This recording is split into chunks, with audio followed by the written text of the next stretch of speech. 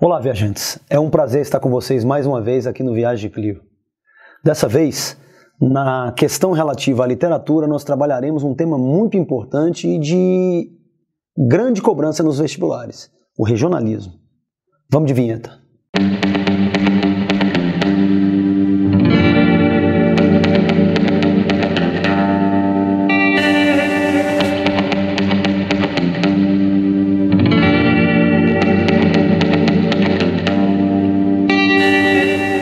A primeira questão relevante é discutir o que é regionalismo. O regional é aquilo que caracteriza, que identifica, que marca o modo de ser e de viver de determinada região. Pensa-se na região enquanto lugar geográfico, enquanto espaço, área de habitação de determinadas pessoas.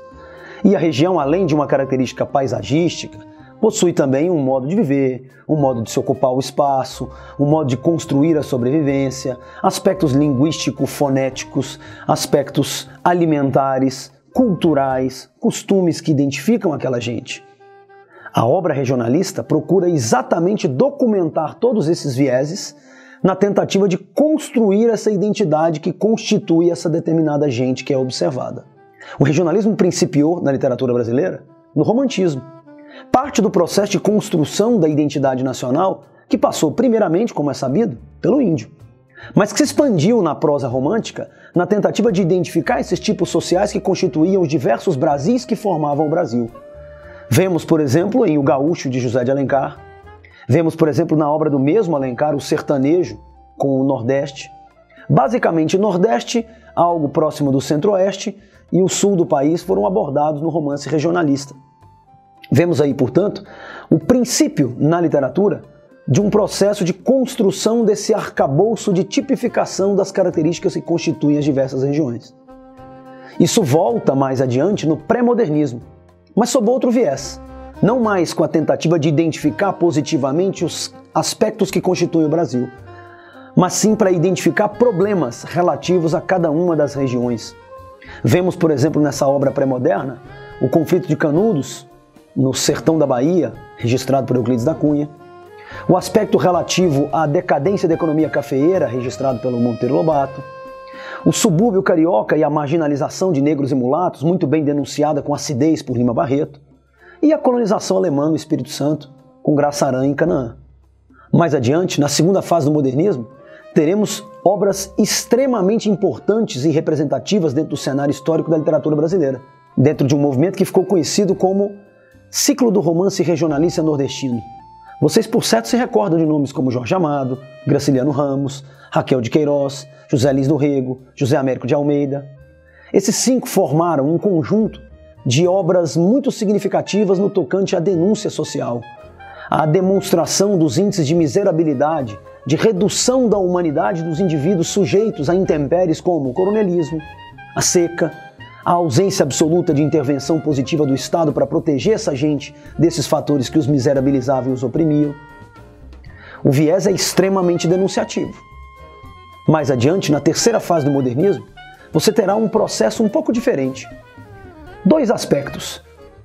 A continuidade desse viés denunciativo, a continuidade desse olhar capaz de capturar no sertão a figura da opressão e do oprimido, a figura da dominação do dominado, e um narrador, um autor, sobretudo, extremamente engajados num processo de crítica e de tentativa de desconstrução disso. É aí que aparece, por exemplo, o goiano Bernardo Ellis, que surge nessa terceira fase do modernismo. No entanto, o que mais salta aos olhos nessa fase, de 1945 em diante, é sobretudo a figura de João Guimarães Rosa. Ele deu ao regionalismo uma outra feição, uma outra roupagem, denominada pelos críticos de regionalismo universalista, num paradoxo que a leitura da obra torna autoexplicável. Ele parte do sertão, o sertão é o seu lugar. O sertão, as atividades ligadas ao sertanejo, muitas vezes até aspectos do falar sertanejo, mas ele não limita a sua construção literária à mera documentação de um modo de ser e agir de uma gente identificada num lugar geográfico. Ele vai além, ele mostra no sertão aquilo que é humano. Ele mostra no sertão aspectos que são pertinentes a qualquer um, em qualquer tempo, em qualquer lugar. Ele mostra o que transcende o sertão dentro do sertão e universaliza aquela gente, aquele lugar. O sertão é dentro da gente, o sertão está em toda parte. como diz o narrador Riobaldo em Grande Sertão Veredas. Essa foi, sem dúvida alguma, a máxima manifestação do sertão na literatura brasileira. É claro que esse é um processo de análise rápida, de uma referência histórica, um passeio panorâmico pelos momentos nos quais o regionalismo se manifestou na literatura brasileira. Aprofundamentos em cada um deles, obviamente, demandariam um tempo muito maior que nós não temos aqui.